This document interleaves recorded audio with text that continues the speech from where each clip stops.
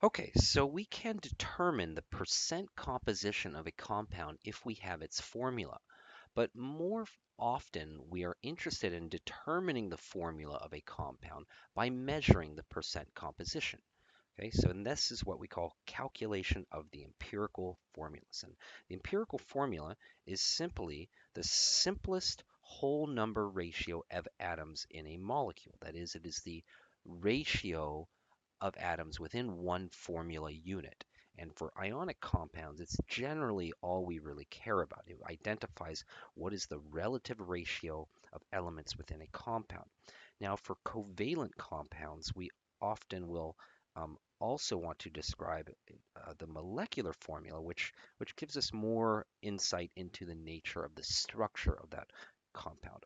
And so for now, we're going to focus on calculating the empirical formulas from the percent composition.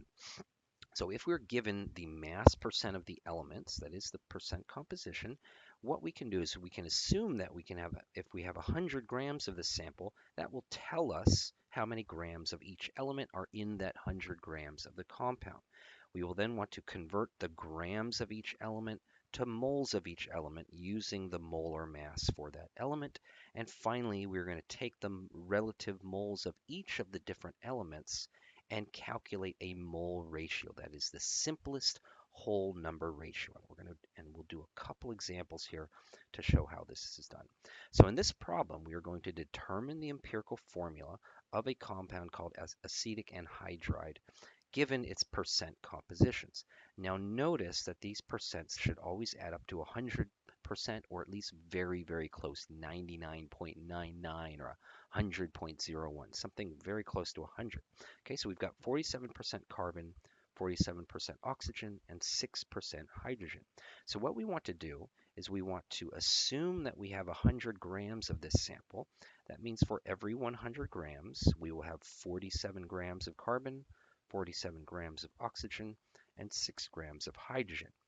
We will then convert these grams of the element to moles of the element and calculate a mole ratio. Okay, so we for each case, we're going to take the mass of the element, so 47 grams of carbon.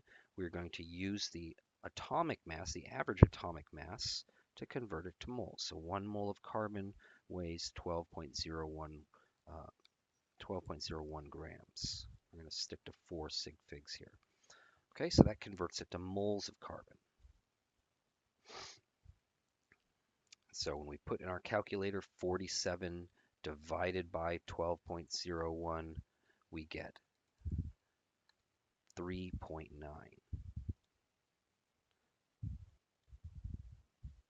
Okay, and we're going to repeat this for both of our other elements. So we have 47 grams of oxygen. Each mole weighs 16 grams. Again, our units have canceled. This tells us we get 2.9 moles of oxygen, 47 divided by 16.